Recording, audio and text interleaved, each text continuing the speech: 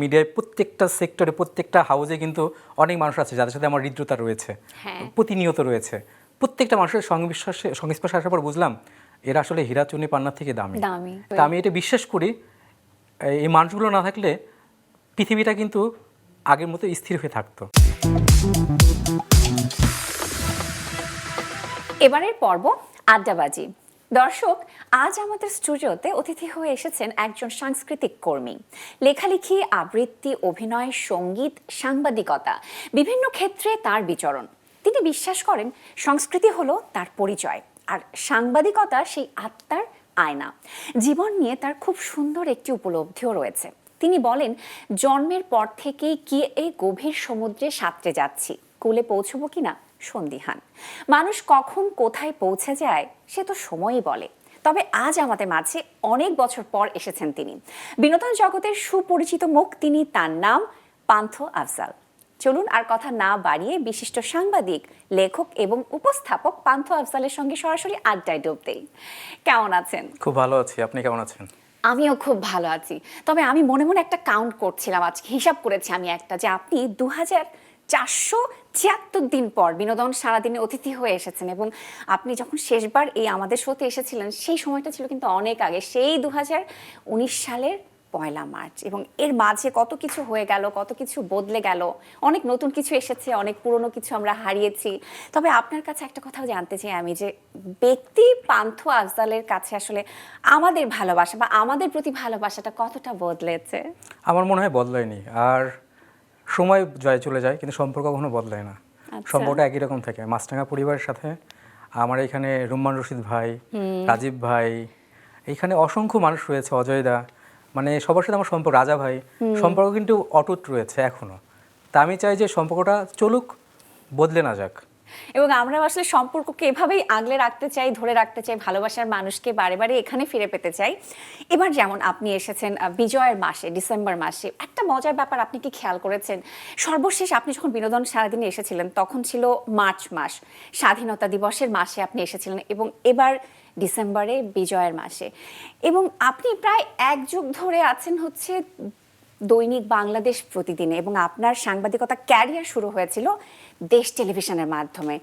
এবং এই যে আপনার লেখা একমাত্র বই তারার মুখে তারার গল্প, সেই বইটি প্রকাশিত হয়েছিল দেশ পাবলিকেশনসের মধ্যে দিয়ে। সো এই যে সব কিছুতেই দেশ জড়িয়ে আছে, দেশ যুক্ত আছে, বিষয়টা আপনাকে যখন বলছিলাম আপনার কেমন লাগছে? দারুণ না? এটা আসলে বলার ভাষা নেই, কারণ দেশ জিনিসটাই তো সব। দেশ ছাড়া মানুষ কোনো অস্তিত্ব থাকে না। কিন্তু আপনি কখন এভাবে চিন্তা করেছিলেন? আমি চিন্তা করিনি। আজকে মনে হলো যে একটা ইউনিক বিষয়, সবগুলোর সাথে আমার দেশ যে সম্পৃক্ত, এবং আমিও চাই যে দেশের সাথে সবকিছু সম্পৃক্ত থাকুক। আমি মনে প্রাণে সেটাই বিশ্বাস করি। এবং আসলে যেমনটা বলছিলাম যে তারার মুখে তারার গল্প বইটির কথা বলছিলাম, ঠিক 6.5 বছর আগে আমি পড়েছিলাম বইটিতে, যেখানে আসলে আমাদের দেশের 51 জন গুণী ব্যক্তিত্বের অজানা অনেক কথা চলে এসেছে। এবং যেমন শ্রদ্ধেয় সুজেয় শ্যাম এবং হাসান ইমামের কথা যদি বলি, এবং মামুনুর রশিদ সহ আরও অনেকের কথা এসেছে। তার পরবর্তী সময় আসলে এরকম কোনো বই কেন আপনার থেকে আমরা পেলাম না? লেখালেখি করে আসলে লেখা হচ্ছিল না, আর পরবর্তীতে লেখার জন্য একটা মুড বা সময় দরকার হয়। আমি ব্যস্ততা বেড়ে গিয়েছে, আমি তখন ছোট গল্পের লেখার দিকে চলে গিয়েছি। ছোট গল্প, কবিতা, তারপরে আমাদের কিছু পেছনের গল্প, যেমন আমাদের সিনেমার মানুষের পেছনের গল্প, একটা গানের পেছনের গল্প, গান কে তৈরি করেছেন, কে লিখেছেন, তারপরে এখানে একজন নায়িকার গল্প, একজন নায়কের গল্প, অভিনেতার গল্প, এই বিষয়গুলো নিয়ে আমি একটু ব্যস্ত হয়ে এইটার পাণ্ডুলিপি রেডি করছিলাম। তাই ভাবছিলাম যে একসাথে এত বিষয় নিয়ে চিন্তা না করে আস্তে আস্তে একটা একটা করে প্রকাশ করি। সেটা আসলে হয়ে উঠছিল না। মাঝখানে আবার এই অনেক অসময় গেল, অপরিস্থিতি গেল, যার কারণে হয়ে উঠেও হলো না আর কি। আশা করি হবে সামনে। কিন্তু এখন তাহলে পরিকল্পনা চলছে, সামনে আমরা এরকম কাজ তাহলে আপনার থেকে পাবো অবশ্যই। এবং আপনার সাংবাদিকতা জীবনের কথায় যদি একটু আসি, এই দীর্ঘ 16 বছরের সাংবাদিকতা জীবনে আপনি তো দেশে বিদেশে অনেক তারকার সান্নিধ্যেই এসেছেন। আমি যদি আমাদের দেশের বাইরের তারকাদের কথা বলি, নাসিরুদ্দিন শাহ, হেমা মালিনী, সৌমিত্র চট্টোপাধ্যায়, সব্যসাচী, অঞ্জন দত্ত থেকে শুরু করে প্রিয়াঙ্কা চোপড়া, সুনিধি চৌহান, সবার সঙ্গে আপনার তো অনেকেরই আসলে যোগাযোগে ছিলেন, কথা হয়েছে। আমি যদি জানতে চাই যে তাদের কাছ থেকে আপনি কি কি শিখেছেন, কোন বিষয়গুলোকে নিজের করে নিয়েছেন, আয়ত্ত করেছেন? তাদের কাছ থেকে একটা জিনিস শিখেছি, বিনয়। আচ্ছা। এবং এই বিনয়টা তারা সবার সহজে থেকে। প্রকাশ করতে পারে এবং তারা আসলে যেগুলো তাদের সাথে যায়, যেটুকু তাদের বলার দরকার সেটুকুই বলে, তার বেশি বলে না। যেটুকু করতে পারে সেটুকুই বলে। যখন আমি সব্যসাচীর সাথে কথা বললাম, আমার অফিসে আসলো, প্লাস আমি ইন্টারন্যাশনাল ফিল্ম ফেস্টিভ্যালেও তিনি এসেছিলেন, সাক্ষাৎকার নিলাম। তিনি দীর্ঘক্ষণ ধরে আমার সাথে কথা বললেন। তিনি তার কথার মাঝে একটা জিনিস বুঝলাম যে সে যে প্রফেশনে কাজ করে সেটাকে সে শ্রদ্ধা করে। যেমন আমি সাংবাদিকতা করি, আমি শিখলাম যে আমার তো শ্রদ্ধা করে কাজটা করা উচিত করতে হবে। এবং বলে যে প্রত্যেকের জায়গায় যদি সৎভাবে কাজ করতে পারে, নিজের করে নিয়ে কাজ করতে পারে, তাহলে প্রত্যেকটা পরিবেশ সুন্দর হয়, তখন মানুষ কিন্তু অটোমেটিক্যালি সভ্য হয়ে যায়, ঠিক হয়ে যায়। আবার সৌমিত্রদার সাথে কথা বললাম, তিনি এত সুন্দর করে কথা বলেন, এত সুন্দর করে আবৃত্তি করেন, এত মাটির মানুষ। সত্যজিতের কথা শুনলাম তার মুখ থেকে, তার অপুর যে অপু বিষয়টা, সে অপুর ক্যারেক্টার করেছিল সে বিষয়ে জানলাম। তখন সে এত কথা বললো যে কথাগুলো শুধু শেখার বিষয়। অঞ্জয় দত্তের সাথে কথা বললাম যখন, অঞ্জয় দত্ত আমাকে বাংলাদেশ নিয়ে কথা বললো, তারপর ওই দেশ নিয়ে কথা বললো, দুই দেশের সম্পর্ক নিয়ে কথা বললো, তারপর এই দেশের সাংস্কৃতিক বিনিময় নিয়ে কথা বললো, আমাদের সাংবাদিকতা, ওইখানকার সাংবাদিকতা নিয়ে কথা বললো যে কতটা তফাৎ এবং আমরা যে অনেক এগিয়ে, সেটাও কিন্তু সে অটপটে বলে গেল। এই জন্য আমি এইগুলো থেকে আসলে শিখছি, আর যখন মনে হচ্ছে আমার ভুল হচ্ছে ওগুলো আমি বিযোজন করছি। তাই শেখার তো অনেক বিষয় আছে যেগুলো আমি প্রতিনিয়ত শিখছি এবং আসলে শিখেই যাবো এদের কাছ থেকে। নিশ্চয়ই, এবং কত কিছু যে শেখার আছে আসলে। এরকম মানুষদের সাথে যখনই একটু কথা বলার সুযোগ হয়, মন্ত্রমুগ্ধ হয়ে তো আমরা আসলে তাকিয়েই থাকি, দেখতেই থাকি। এবং আপনার সাংবাদিকতা জীবন শুরু হয়েছিল দেশ টেলিভিশনে, প্রোগ্রাম বিভাগের অ্যাসিস্ট্যান্ট প্রোডিউসার হিসেবে আপনি কাজ শুরু করেছিলেন। অনেকের ক্ষেত্রে যেটা হয় যে প্রিন্ট মিডিয়া থেকে ইলেকট্রনিক মিডিয়াতে কাজ শুরু করে, কিন্তু আপনার ক্ষেত্রে উল্টো বিষয়টা কেন হলো? যখন আমি সাংবাদিকতা শুরু করেছিলাম তখন আমার ইচ্ছা ছিল যে আমি মিডিয়াতে কাজ করব। মিডিয়াতে কাজ করার ইচ্ছা, নিজেকে প্রদর্শন করা। যেহেতু আমি রাজবাড়ির পরিমণ্ডলে, কালচারাল একটা পরিমণ্ডল থেকে বেরিয়ে ঢাকায় এসেছি, ঢাকায় এসে আমি চেয়েছিলাম যে নিজেকে সমৃদ্ধ করতে, টেলিভিশনে সমৃদ্ধ করতে। সেই হিসেবে আমি দেশ টিভিতে প্রথম সুযোগ পেয়েছি। ওয়ালিদ হাসান ভাই আমাকে প্রথমে সুযোগটা দিয়েছিলেন, আর তখন বুঝে শুনে কিন্তু কাজ করিনি। তখন শুরু করেছিলাম অ্যাসিস্ট্যান্ট প্রোগ্রাম প্রডিউসার হিসেবে। তখন কাজ করলাম ওয়ার্ল্ড মিউজিক, তারপরে ইয়ামাহা পথে যেতে যেতে যখন এর সাথে যুক্ত হলাম অনেক কিছু শিখলাম। তারপর আস্তে আস্তে ওইখান থেকে আস্তে আস্তে যখন কাজ শুরু করলাম তখন কিছুটা হলেও একটু পথ পরিবর্তন হলো। তখন বিজ্ঞাপন ইন্ডাস্ট্রিতে কাজ করলাম, ক্রিয়েটিভে। এর মাঝখানে আমার লেখালেখির যে অভ্যাস, তখন দেখলাম যে পত্রিকা একটা বড় মাধ্যম, যে মাধ্যমে আসলে একটা রঙিন মানুষের খুব সংস্পর্শে সহজে যাওয়া যায়। সেই হিসেবে আমি লেখালেখির কারণে আমি কন্ট্রিবিউটিং শুরু করলাম। তখন আস্তে আস্তে জনগণে জয়েন করলাম, জনগণ থেকে বাংলাদেশ প্রতিদিনে। আসলে এইগুলো হয়েছে কিন্তু একটার পর একটা, মানে ওরকম পরিকল্পনা করে কিন্তু কোনোটা হয়নি। হ্যাঁ, কিন্তু আমার প্রতিটা সময় আমার ইচ্ছা ছিল যে আমাকে ঋদ্ধ করা। সেই ঋদ্ধ করতে যেটা আমার করা উচিত ছিল বা সামনে পেয়েছি সেটা করেছি, কিন্তু সুন্দরভাবে করতে চেয়েছি এবং সঠিকভাবে করতে চেয়েছি। সেই জন্য আজকে এত বছর পরে এখনও সাংবাদিকতাকে ভালোবেসে এখনও আছি, কারণ সাংবাদিকতা এই দৈনিক পত্রিকা বা পত্রিকা মাধ্যম আমার একটা ভালোবাসার জায়গা, সে জায়গা থেকে এখনো আছে। এবং যেমনটা আপনি বলছিলেন যে এর মাঝে আসলে অনেকগুলো জায়গায় অনেকগুলো ক্ষেত্রে আপনার কাজ করা হয়েছে, এবং মাঝখানে তো আপনি বিজ্ঞাপনী সংস্থাতেও কাজ করেছেন। এই যে কপিরাইটার হিসেবে আসলে কাজের যে অভিজ্ঞতা, সেটা আপনাকে কতটা ঋদ্ধ করেছে? অনেক ঋদ্ধ করেছে। আমি যখন আব্দুল কাদের ভাইয়ের সাথে কাজ করতাম, পে এম্পোরিয়ামের টোটাল ক্যাম্পেইন আমি করেছি। সবার মুখে চাঁদের স্মাইল, বেপাইদের স্টাইল, এই কপিরাইটগুলো আমার করা। বা জিঙ্গেলগুলো তখন নাজির ভাইয়ের সাথে কাজ করতাম, আমার এখানে রিপন ভাইয়ের জিঙ্গেল মাস্টার, রিপন ভাইয়ের সাথে কাজ করতাম। এই যে দৌড়াদৌড়ি, ক্লায়েন্ট হ্যান্ডেল করতাম, স্ট্র্যাটেজিক প্ল্যান করতাম, বা এক একটা ভাবে যে আমার কি জিঙ্গেলের কি কথা দিতে হয় বা কপিরাইটের কি কথাগুলো আমাকে রেডি করতে হয়, প্রতিনিয়ত এটা করতাম। এবং এটা নতুন নতুনভাবে আমাকে অনেক কিছু সৃজনশীলতা শিখিয়েছে, যা এখনও কাজে লাগে। আমি যখন কোনো কিছু লিখতে যাই তখন মনে হয় যে এইগুলো না থাকলে মনে হয় আমি এইগুলো করতে পারতাম না, লিখতে পারতাম না। তা ওই সাংবাদিকতা বিষয়টা আমার কিন্তু আগের যে বিষয়গুলো ছিল সেটার কিন্তু একটা পথ, একটা চলমান প্রসেস, ধাপে ধাপে আসা, এইগুলো আমাকে সমৃদ্ধ করেছে। আসলে জীবনটা তো চলমান, এইগুলো সামনে কি হবে এখনো জানি না। সত্যি, এবং ধাপে ধাপে আরো অনেক কিছুই হবে। এবং সেই অনেক কিছুতে যাবার আগে যদি একটু আপনার ছেলেবেলার গল্পে ফিরে যেতে চাই। 22 জুলাই আপনার জন্মদিন। ভৌগোলিক, রাজনৈতিক এবং সাংস্কৃতিক পরিমণ্ডলে আসলে যেই জেলার অনেকখানি দারুণ সক্রিয় প্রসার রয়েছে, সেই রাজবাড়িতে আপনার জন্ম। আপনার ছেলেবেলা, ছোটবেলা কেমন ছিল? রাজবাড়ির সেই চমচম রাজভোগ কেমন খেয়েছেন? রাজবাড়ি কেবল বলতে গেলে আমি অনেক স্মৃতিকাতর হয়ে যাই। আচ্ছা। কারণ রাজবাড়ি স্মৃতিমাখা একটা জায়গা, যে জায়গা আসলে অশান্তি নেই, শান্তি। আর যারা যারা রাজবাড়িতে গিয়েছেন, আমার মনে হয় এখন জি। যারা গিয়েছেন চাকরি করতে বা অন্য সুবাদে, তারা কিন্তু স্থায়ী হয়ে গেছেন, ওখানে বাড়িঘর তৈরি করেছে, কারণ শান্তির জায়গা, শান্তির জায়গা, ছোট্ট কারণে, জায়গা, হ্যাঁ। নদী বিধৌত, পদ্মা নদী। আর সাংস্কৃতিক পরিমণ্ডলের দিক থেকে রাজবাড়িতে অনেক গুণী মানুষ যারা এখনো কিন্তু, যারা মারা গিয়েছেন এবং যারা এখনো জীবিত, তারা কিন্তু রাজবাড়িতে জন্মগ্রহণ করেছেন। কাজী মোতাহার হোসেন, তারপরে আপনার যদি বলেন যে এই যে আনোয়ার হোসেন মারা গেলেন, আমরা যাকে মাসুদ রানা হিসেবে করি, এরকম বাংলাদেশের অনেক গুণী ব্যক্তি রাজবাড়িতে জন্ম। আমি খুবই সৌভাগ্যবান যে আমার এখানে জন্ম, এবং আমার ছোটোবেলায় কেটেছে যেহেতু গ্রামের একটা সাইড, ওই গ্রামে আমি খেলাধুলা করতাম, পুকুরে ঝাঁপ দিয়েছি, গাছ থেকে, হ্যাঁ, গাব চুরি করেছি, হ্যাঁ, তারপর পুকুরে লাফ দিয়েছি, সাঁতার কেটেছি, কাদা মাখামাখি করে খেলেছি। তা সেই জায়গা থেকে রাজবাড়ি অনেক সুন্দর। আরেকটা দিক হলো, রাজবাড়িতে আমার যে কালচার পরিমণ্ডল, সেই পরিমণ্ডল ছিল অনেক সমৃদ্ধ। আমি আবুলদা বলে শিশু সংগঠনে এখানে, হ্যাঁ, ওই যুক্ত ছিলাম।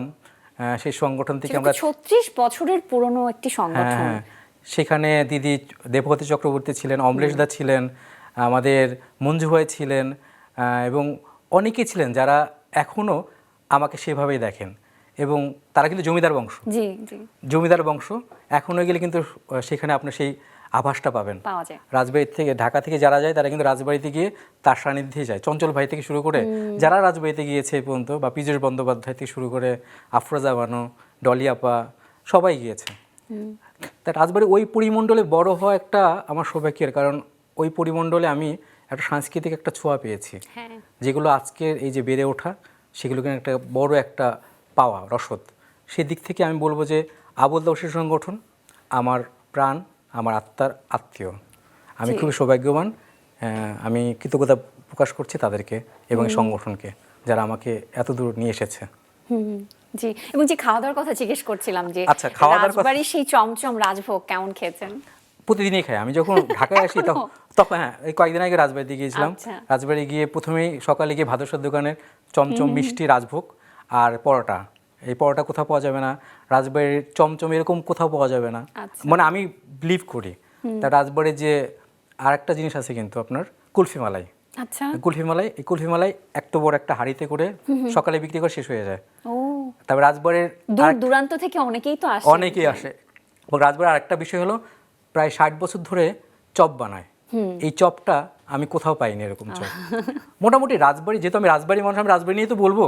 আপনাদের আমন্ত্রণ হলো যে রাজবাড়ি গিয়ে আমার যে কথা সত্যতা, সেটা অবশ্যই আপনারা জানতে পারবেন। এরপরে কিন্তু আর মিস হবে না। এবং সেই ছেলেবেলার গল্পে একটু থাকতে চাই। আপনি রাজবাড়ি সরকারি বালক উচ্চ বিদ্যালয় থেকে এসএসসি পাশ করেছেন, এবং পরবর্তীতে রাজবাড়ি সরকারি কলেজ থেকে বিজ্ঞান বিভাগে আপনি এইচএসসি পাশ করেছেন। তার পরবর্তী সময়ে আপনি জাতীয় বিশ্ববিদ্যালয় থেকে ইংরেজি সাহিত্যে অনার্স এবং মাস্টার্স করেছেন। এই যে বিজ্ঞান বিভাগ থেকে আসলে সাহিত্যে এলেন কেন আপনি?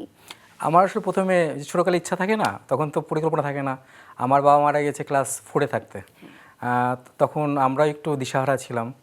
আমরা 6 ভাই 4 বোন, তাই সবাই সবাইকে নিয়ে ব্যস্ত। আর আমরা কিন্তু, আমি সবার ছোট। আর ছোট মানুষের কিন্তু যখন বাবা মা সমৃদ্ধশালী হয়, তখন কিন্তু ছোটদের কিন্তু অনেক টেনশন থাকে না, কিন্তু আমাদের অবস্থা ছিল না। তার ফলে আমরা কিন্তু নিজেকে নিয়ে ব্যস্ত ছিলাম, আমরা কি করব, কোন পথে যাব, পড়ালেখা কি হবে কি হবে না, সেই চিন্তা করে সব ডিসিশন কিন্তু আমাকে নিতে হয়েছে। আমি কাজ করেছি, আমি এখানে ভালো ছাত্র ছিলাম, আমাকে স্যাররা আমার ফ্রি পড়াইছে, আমি বৃত্তি পেয়েছিলাম, স্যাররা খুব আদর করতো। তারপরে ওইখানে রাজবাড়িতে আমি পড়ালেখা করেছি বিজ্ঞান বিভাগে। তখন আসলে ওই যে বললাম না, যখন দিশেহারা হয়ে যায়, তখন কিন্তু কোন গতি পথে যাবে।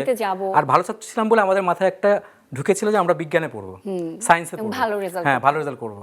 সায়েন্সে ভর্তি হলাম। সায়েন্সে পড়ার পর তখন বললাম যে না, এত কিছু তো সমন্বয় করতে পারছি না, একটু ট্রাক পরিবর্তন করি। তখন পরিবেশ পরিস্থিতির কারণে তখন আস্তে আস্তে আমি ইংরেজি সাহিত্যে পড়ালেখা করলাম। ইংরেজি সাহিত্যের প্রতি আমার একটা আলাদা, যেহেতু বাংলা সাহিত্য ইংরেজি সাহিত্য, কিন্তু তখন বললাম প্রেস্টিজিয়াস কোনটা, ইংলিশ সাহিত্য। তখন আমি লিটারেচারে যাই, পড়ালেখা করি, আশা করি ভালো করতে পারবো। তো ভালো করেছি, পড়ালেখা শেষ করেছি। এই জন্য আমি সৃষ্টিকর্তাকে অনেক ধন্যবাদ জানাবো। এবং রাজবাড়িতে আপনি শিশুদের জন্য প্রতিষ্ঠা করেছিলেন প্রিয়তম ইস্যু আবৃত্তি নিকেতন, কোন ভাবনা থেকে আসলে সেটি প্রতিষ্ঠা করেছিলেন? ভাবনা থেকে মানে আমি শিশুদের খুব পছন্দ করি এবং আমি নিজে আবৃত্তি শিল্পী হিসেবে মুক্তধারা আবৃত্তি চর্চা কেন্দ্রে কাজ করেছি। আমি আবৃত্তি সমন্বয় পরিষদের সহযোগী সংগঠনে কাজ করেছি। এবং বাতিঘরের সাথে আপনি ছিলেন। জি ছিলাম। টিএসসিতে নিয়মিত আবৃত্তি চর্চা করতাম। শুক্রবারে মানে আমাদের উৎসব, আমরা ওইখানে আবৃত্তি করতাম। আর টোটাল মানুষ এক জায়গায় বসতাম টিএসসির ভেতরে। তাই আস্তে আস্তে মনে হলো যে রাজবাড়িতে আসলে আমি তো নিয়মিত যাওয়া আসা হয় না, রাজবাড়িতে যদি কিছু করি বাচ্চাদের নিয়ে কাজ করি, বাচ্চাদের নিয়ে একটা আবৃত্তি সংগঠন করি। আমি ছোটকাল থেকে যদি ওদেরকে বড় করতে পারি আবৃত্তি চর্চার মাধ্যমে, তাহলে আবৃত্তি চর্চা করলে তারা নিজেকে বুঝবে। তার সাথে সাথে কিন্তু কালচার অনেক দিকে সম্পৃক্ত আবৃত্তির সাথে। কথা বলা, সুন্দর করে কথা বলা, মোট কথা আমরা সুন্দর করে কথা বলার জন্য ওই চেষ্টাটা আমার ছিল। তার ফলে আমি মিরুনা বানু, মুনাপা, রবিন, সনকা, শিল্পী, এদের সমন্বয়ে এরা ছিল, মেরি ছিল, আর মিতাপা ছিল, অনেকেই ছিল। তাদের সমন্বয়ে যারা আবৃত্তি পছন্দ করতো এবং আবৃত্তিতে কাজ করতো তাদেরকে নিয়ে, তাদের নিয়েই অস্থায়ীভাবে আমরা অঙ্কুর স্কুলে একটা আবৃত্তি সংগঠন করলাম, নাম দিলাম প্রিয়তম ইস্যু আবৃত্তি নিকেতন। এটা আমি পরবর্তীতে রবিশঙ্কর মৈত্রীদাকে জিজ্ঞেস করলাম যে দাদা এরকম নাম প্রিয়তমেশু হবে না প্রিয়তমাশু হবে? কয় তুমি যেটাই মনে করো তমেশু তমশু একই, তুমি দিতে পারো। তখন তমশু ব্যবহার করে আমি তমেশু ব্যবহার করলাম সম্বোধনের জন্য। সেই হিসেবে নামটা রবিদারেই করা, সাজেস্ট করা। আমার পরে নাম দিলাম। 13-14 বছর হয়ে গেছে প্রায়। আমি চলে এসেছি ঢাকায়, কিন্তু এখনো কিন্তু মুনাপা এখনো সেটা হাল কার্যক্রম আছে, ধরে রেখেছে। এবং রাজবাড়ির যতগুলো কালচার সংগঠন যেভাবে অনুষ্ঠান হয় প্রত্যেকটা সময় বাচ্চারা কিন্তু এখন বড় হয়ে গেছে, আর যারা ছোটরা তারা এখনো কিন্তু কাজ করছে এবং তারাই কিন্তু এখন প্রতিনিধিত্ব করছে রাজবাড়িতে আবৃত্তি সংগঠনের এবং বিভিন্ন কালচারাল সংগঠন। এমনটাই তো দরকার, এবং তারা অনুপ্রাণিত হলে বা শিখতে পারলে আসলে বিভিন্ন সেক্টরে তারা ছড়িয়ে যাবে, কাজ করবে। এই মুহূর্তে কি একটা আবৃত্তি শুনতে পারি আজকে? হ্যাঁ, আমি যেহেতু বাচ্চাদের নিয়ে বলছি, বাচ্চাদের নিয়ে একটা ছোট্ট একটা হারিয়ে যাওয়া রবীন্দ্রনাথ ঠাকুর। ছোট্ট আমার সঙ্গিনীতে ডাক শুনতে পেয়ে সিঁড়ি দিয়ে নিচের তলায় যাচ্ছিল সে নেমে, অন্ধকারে ভয়ে ভয়ে থেমে থেমে। হাতে ছিল প্রদীপখানি, আঁচল দিয়ে আড়াল করে চলছিল সাবধানে। আমি ছিলাম ছাতে, তারাই ভরা চৈত্র মাসের রাতে। হঠাৎ মেয়ের কান্না শুনে উঠে গিয়ে দেখতে গেলাম ছুটে, আমার বামির মতোই যেন অমনিকে এক মেয়ে, নীলাম্বরে আঁচলখানি ঘিরে দীপশিখাটি বাঁচিয়ে একা চলছে ধীরে ধীরে। সুধাই তারে, কি হয়েছে বামি? সে কেঁদে কয় নিচ থেকে, হারিয়ে গেছি আমি। তারাই ভরা চৈত্র মাসের রাতে ফিরে গিয়ে ছাতে, মনে হলো আকাশ পানে চেয়ে আমার বামির মতোই যেন অমনিকে এক মেয়ে। যদি নিত্য যদি আলো, যদি হঠাৎ যেত থামি, আকাশ ভরে উঠতে কেঁদে হারিয়ে গেছি আমি। চমৎকার ছিল। আমি আসলে একদম মুগ্ধ হয়ে শুনছিলাম, যে পুরোটা যদি শুনতে পারতাম ভীষণ ভালো লাগতো। এবং এই যে আপনি এত বছর ধরে কাজ করছেন, অনেকের সাথে আপনার সান্নিধ্যে আসা হয়েছে, কাজের সুযোগ হয়েছে। এক সময় যাদেরকে নিয়ে আপনি স্বপ্ন দেখেছেন তাদের সঙ্গে আপনি কাজ করার সুযোগ পেয়েছেন এবং তাদের সান্নিধ্যে এসেছেন। এবং অনেকটা সময় আমরা এরকম শুনি না যে অনেকে বলেন যে আসলে খুব মহৎ ব্যক্তিত্বদের কাছে যেতে হয় না, খুব কাছাকাছি যেতে হয় না, মোহটা ভঙ্গ হয়ে যায়। আবার এদিকে কিন্তু সমরেশ মজুমদার বলেছেন যে কোনো মানুষের কাছে গেলে বা সংস্পর্শে এলে তুমি দেখবে তোমার ভালো হচ্ছে, ভালো হবে। কাছ থেকে দেখলে মনে হয় যে তারা হীরা চুন্নি পান্নার মতো, তাদের চেয়েও দামি বিশেষ কিছু। আপনি আসলে এক্ষেত্রে কতটা রিলেট করতে পারেন? আপনার ক্ষেত্রে কতটা মিলেছে এই কথাগুলো? অনেক মিলেছে। আমার এই দীর্ঘ জীবন এবং পাশাপাশি সাংবাদিকতা জীবন, আমার যে অন্য মাধ্যমগুলো সব কিছুর সাথে সম্পর্কিত ছিল, কিন্তু বেশিরভাগ সময় এই মানুষগুলোই, যে মানুষগুলো কখনো কোনো সাহিত্যের মানুষ, কখনো বিনোদনের মানুষ, নাটকের মানুষ, থিয়েটারের মানুষ। আমি বাতিঘর থিয়েটার করতাম, এখনো করি। সেই মানুষগুলোর সাথে প্রাচ্যনাট করতাম, সেই মানুষগুলোর ব্যাচের সাথে ছিলাম। সেই মানুষগুলোর সাথে আমি আমার যে কর্মের যে মানুষ, অভিনয় শিল্পী, তাদের সাথে, নাট্যকারের সাথে, আমার যে মিডিয়ার মানুষ, যদি বলেন যে মিডিয়ায় প্রত্যেকটা সেক্টরে, প্রত্যেকটা হাউসে কিন্তু অনেক মানুষ আছে যাদের সাথে আমার হৃদ্রতা রয়েছে, প্রতিনিয়ত রয়েছে। প্রত্যেকটা মানুষের সংস্পর্শে আসার পর বুঝলাম এরা আসলে হীরা চুনি পান্নার থেকে দামি। এবং এই দাম দিয়ে কখনো তো মূল্যায়ন করা যায় না। এবং এদের সাথে চলতে চলতে আমি কিন্তু অনেক কিছু শিখেছি। আমি নিজেই কিন্তু ঋদ্ধ হয়েছি, নিজেই কিন্তু আলোকিত হয়েছি। নিশ্চয়ই। তা আমি এটা বিশ্বাস করি, এই মানুষগুলো না থাকলে পৃথিবীটা কিন্তু আগের মতো স্থির হয়ে থাকতো। এই মানুষগুলোর জন্য পৃথিবীটা সুন্দর হয়েছে। সত্যি। সম্রাট দাস যখন আমাদের বাংলাদেশ প্রতিদিন এসেছিলেন, তার সাথে কথা বলতে বলতে সেই কথাটাই কিন্তু আবার আমাকে বলেছে যে আপনার এই কথাটা, কয় হ্যাঁ এই কথাটা আসলে এরকম যে তুমি আমার সাথে মিশেছো, তোমার কাছ থেকে কিন্তু অনেক কিছু নিতে পেরেছি। শেখা হচ্ছে। হ্যাঁ, শেখা হয়েছে। আবার আমার কাছ থেকে তুমি অনেক কিছু শিখেছো। হ্যাঁ, দুজনের মধ্যে যদি জানাশোনা না থাকে তাহলে কিন্তু এই আদান প্রদানটা হয় না, এই আলোকিত হওয়াটা হয় না। তো আমি মনে করি আপনি যে কথাগুলো বলেছেন সেগুলো বিশ্বাস করি আমি। বাহ, খুব সুন্দর। এবং একটা সময় ছিল যখন আপনি নিজের নাম ছাপার অক্ষরে দেখার জন্য রাতের পর রাত জেগে থাকতেন, অপেক্ষা করতেন। সেই সরল সময়গুলো আসলে মনে পড়ে, মিস করেন? খুব মনে পড়ে। আমার এখনও মনে পড়ে যে আমি যখন পত্রিকায় আমার নাম দেখার জন্য আমার খুব ইচ্ছা ছিল যে আমার অন্তত নাম আসবে। আমি যখন কন্ট্রিবিউটিং করতাম জনকণ্ঠে, তখন অনেক সময় নাম আসতো না। আর তখন আমি পত্রিকা পরের দিন, আমার তো ধরুন ইন্টারনেটের অবস্থা তখন ওরকম ছিল না, তখন আমি পরের দিন পত্রিকায় নাম খুঁজতাম, পাইতাম না। কারণ এই নামগুলো তখন বিশেষ শোবিজ প্রতিবেদক হিসেবে আসতো বা অন্য নামে আসতো। তখন আবার অনেক সময় আমি বাইরের বিভিন্ন গবেষণা করে লেখালেখি করতাম, দেখতাম যে এগুলোর শোবিজ ডেস্ক এরকম নাম, আমার নাম আসতো না। তখন খুবই খারাপ লাগতো আমার, যে কবে নাম আসবে এবং নামগুলো আমি দেখাতে পারবো মানুষকে।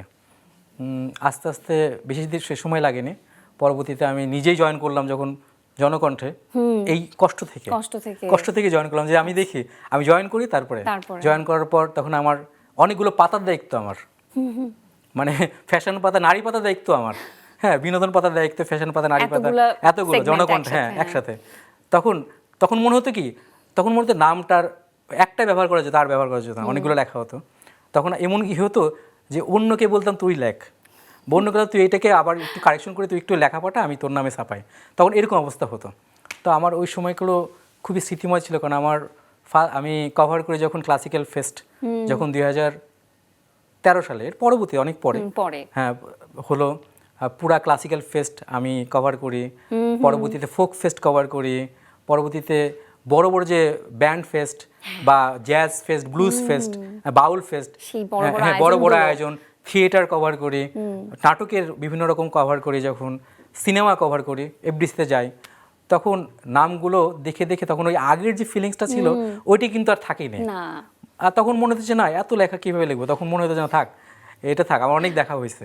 কিন্তু ফার্স্ট যে আমার নাম দেখাটা বা নাম আসাটা, তখন আমি রাত জেগে থাকতাম যে এই নামটা পান্থ আফজাল আসছে, তখন দেখাইতাম, কালেক্ট করে রাখতাম পত্রিকাগুলো, স্তূপ হয়ে জমা হয়ে থাকতো এইগুলো। পরবর্তীতে কিন্তু আর কিন্তু জমা করে রাখিনি, তখন যে ডিজিটাল আর্কাইভে রাখছি, হ্যাঁ অত ইন্টারেস্ট কিন্তু ছিল না, সেগুলো অবশ্যই স্মৃতিময়। এবং আপনি তো আসলে 90s কিড, সেই সময়টা যে 10 টাকা দিয়ে গান রেকর্ড করে আনা, 250 টাকার ওয়াকম্যানে হেঁটে হেঁটে গান শোনা, এবং লাল স্যানিও টেপ রেকর্ডারে যখন পেঁচিয়ে যেত ফিতা, সেই ফিতা আবার ইকোনো ডিএক্স কলম দিয়ে পুনরুদ্ধার করা, সেই সময়গুলোর কথা একটু শুনতে চাই। খুবই মনে পড়ে। আমাদের তখন আমরা খুব পাগল ছিলাম, তখন আমাদের কনসার্ট হতো স্কুলে, কিন্তু ছিল আপনাদের মাঝে মাঝে বিভিন্ন রাজনৈতিক দল ছিল বা স্কুলের যে রাজনীতি ছিল, ছিল, তখন কালচার অনুষ্ঠান হতো, অনেকে আসতো, সাবাদানি থেকে শুরু করে বিপ্লব, জেমস ভাই, আসিফ ভাই, মানে এমন কেউ নেই যে আসেনি রাজবাড়িতে। আর আমরা সবসময় ক্যাসেটের জন্য জার্জেস ভাইয়ের ওইখানে যাইতাম, ওখানে যেতাম যে আমাদের নতুন কি আসছে ক্যাসেট, প্রিন্স ভাইয়ের মিক্সড অ্যালবাম, প্রিন্স মাহমুদ ভাইয়ের, ওটা আমার কালেক্ট করতেই হতো, এবং এটা আমরা গিফটও করতাম। 25 টাকা দামের ক্যাসেটের দাম ছিল। এবং আমাদের বাসায় গান শোনার জন্য ডেস্কও ছিল, আমরা বড় সাউন্ড বক্সও বানিয়েছিলাম, বড় কোলা, এত বড় একটা হাড়ির উপরে পুরো সাউন্ড সিস্টেম করে আমরা ওইটা ইকুয়ালাইজার করে আমরা চালাইতাম, এবং জোরে জোরে চালাইতাম, মনে হতো যে গানটা সবাই শুনুক, হ্যাঁ ওইটাই আনন্দ, জোরে জোরে বকা খেতাম, তারপর কিন্তু শুনতাম। আবার রেকর্ড করতাম, 10 টাকা দামে বলতাম, ফিতা ছিঁড়ে যেত, ওইটা আবার আমার টেপ দিয়ে ওইটা লাগাইতাম, আবার ইকোনো, তখন তো ইকোনো ছিল, পরে ইকোনো দিয়ে আমরা এটাকে জড়াইতাম, আবার করতাম। আসলে এই বিষয়গুলো এখনকার সময় কিন্তু বুঝবে না। আবার আরেকটা বিষয় কি, আমরা ক্যাসেটটা এই পাশ ওই পাশে শুনতে পারতাম, গানগুলো 6টা 12টা গান এভাবে শুনতাম, এবং ফিতাগুলো রেকর্ড করা যেত, মানে আগের যে গানগুলো সেগুলো শোনা যেত, পিছনে যাওয়া যেত, সামনে যাওয়া যেত, মানে একই গান বারবার শুনতাম।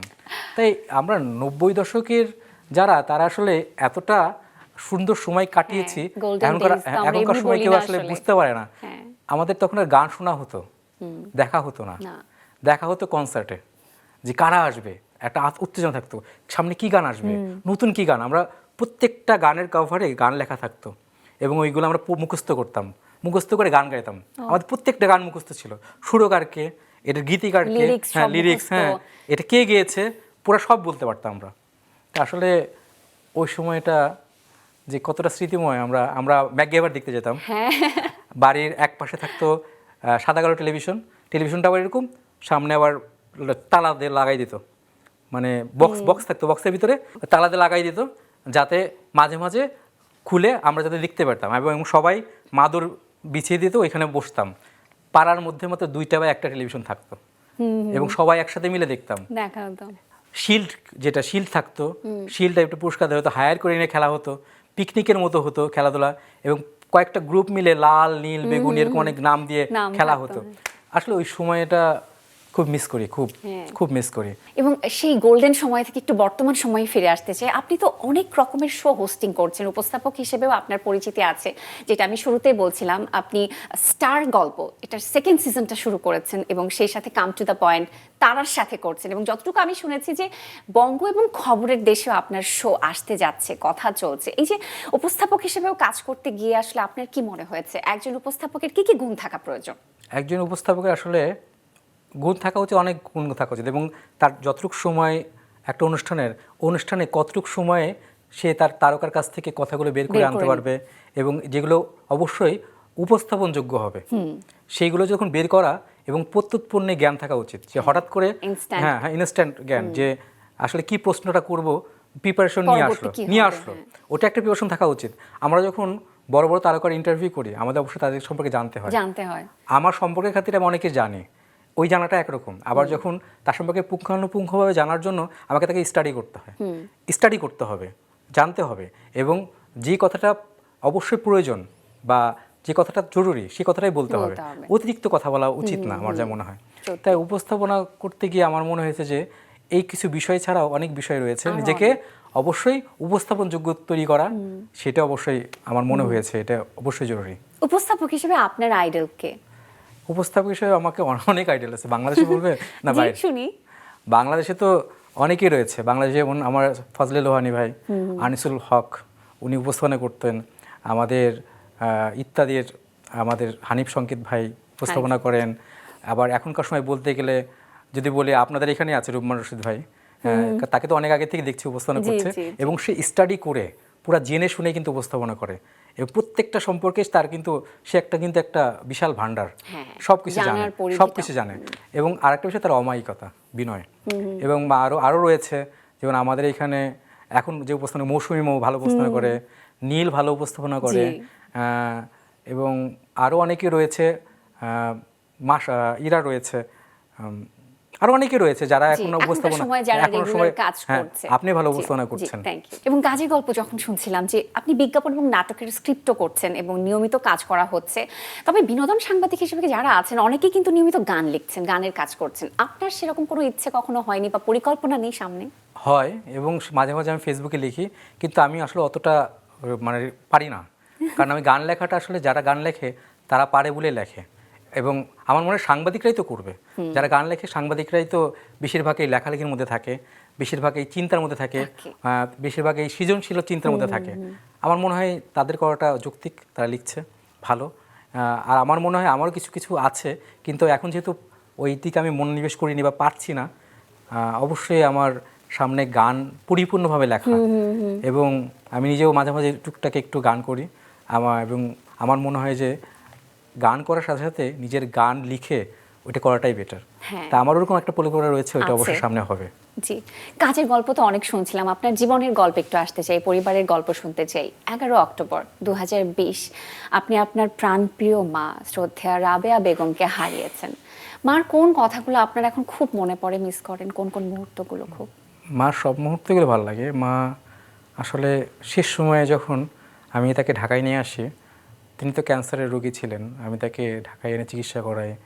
আমাদের পরিবারগুলো বলেছিল, ভাইরা, যে না বয়স হয়েছে, ওকে মাকে এখন শান্তিতে একটু করাই ভালো, তাদের মতো ছেড়ে দেওয়াই ভালো। কিন্তু আমি জোর করে নিয়ে এসেছি না, আমি শেষ পর্যন্ত আমি চিকিৎসা করাবো, তাকে দেখবো যে তাকে বাঁচানো যায় কিনা। যতদিন তাকে আমার মানে তাকে নিয়ে গেছি হাসপাতালে, আবার বাসায় নিয়ে এসেছি, মা তখন আমাকে বলতো যে আসলে জীবনে একটা জিনিস মনে রাখবে যে সৎভাবে সব কাজ করবে। আমি জানি না, আমি চলে যাওয়ার পরে তুই মা তো আবার একটু আমাদের ইসের মতো কথা বলতো, অ্যাবা ক্যাবা, আমরা যেরকম আঞ্চলিক ভাষায় কথা বলি, আমি একটু অন্যভাবে বলছি যে জীবনে সৎভাবে থাকবে এবং সৎভাবে চলবে, কারোর টাকা মারবি না, বেইমানি করবি না, আর তুই যেই কাজই করিস না কেন মনোযোগ দিয়ে কর, দেখবি তোর ভালো হবে। আর মানুষের যদি ভালো না করতে পারিস ক্ষতি করিস না। তা আমার মনে হয় মায়ের কিছু কিছু কথা, অনেক কথাই তো, তবে এই শেষ সময়ের এই কথাগুলো খুব মনে পড়ে। এবং আমাকে খুব ভালোবাসতো, আমাকে বলতো সাওয়াল, আদরের সাওয়াল, পেট পোষা, এরকম করে বলতো কথাগুলো। ছোট ছিলেন, ছোট ছিলাম, হ্যাঁ, এবং আমার খুব পছন্দ করতো, আমার খুব ভালোবাসতো, আমাকে খাওয়াই দিত মা। শেষ সময় অনেক আবদার ছিল, কক্সবাজার নিয়ে যাওয়ার ইচ্ছা ছিল আমার, আমি বলেছিলাম, নিতে পারিনি, এটা আমার অপূর্ণ থেকে গেল। এই আফসোসটা আপনার থেকে গেছে। এবং খুব ছোটবেলাতে আপনি আপনার বাবাকেও হারিয়েছিলেন।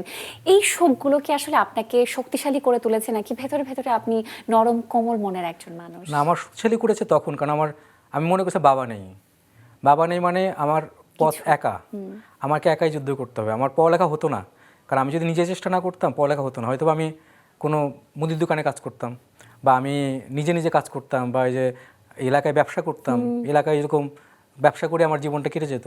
কিন্তু আমি মনে করেছি না, আমি স্টুডেন্ট পড়াই, আমি নিজেকে চেষ্টা করি, পড়ালেখার চালাই যাই, সেভাবে করে আজকের এই পর্যন্ত। এবং আমার মনে হয় আমার বাড়ির সবাই স্বীকার করবে যে তারা আমার জন্য কত কষ্ট করেনি আমার পড়ালেখার জন্য, আমি নিজে করেছি। এই পর্যন্ত ঢাকায় একাই চলে এসেছি, কারণ আমার ঢাকায় আমার কেউ নেই, মামা চাচা বা কেউ, আমি একাই দৌড়িয়েছি, একাই কাজ করেছি। চেষ্টা, ইচ্ছে শক্তি, জীবনের শক্তিটা আপনার মাঝে আসলে ছিল। এবার আপনার জীবন সঙ্গী সম্পর্কে শুনতে চাই। 10 এপ্রিল আপনার বিয়ে বার্ষিকী ছিল, কেমন চলছে সংসার? খুব ভালো। 10 এপ্রিল আমাদের পারিবারিকভাবে দুই পরিবারের মিলে আক্ত হয়, এবং আমরা অফিসিয়ালি 22শে নভেম্বর আমরা এটা প্রকাশ করি, সবাইকে জানাই। এবং যে আসলে ওই সময় আমার দুই পরিবার ছিল, উপস্থিত ছিল।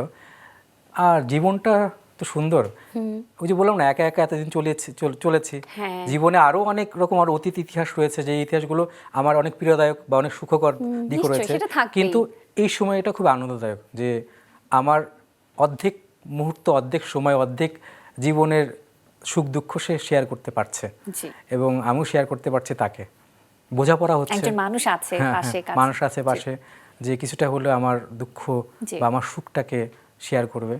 তো এটা তো অবশ্যই ভালো লাগার বিষয়। দেখি সামনে অনেক দূর যেতে চাই, সবই সৃষ্টিকর্তার ইচ্ছা। নিশ্চয়ই, আমাদের দোয়ায় ভালোবাসে, আপনারা সবসময় ভালো থাকবেন। তবে এবার কি একটু গান শুনতে পারি আজকে?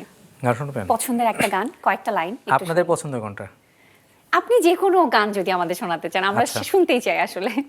সেদিন দুজনে দুলেছি বনে, ফুল ডোরে বাঁধা ঝুলো না। সেদিন দুজনে দুলেছি বনে, ফুল ডোরে বাঁধা ঝুলো না।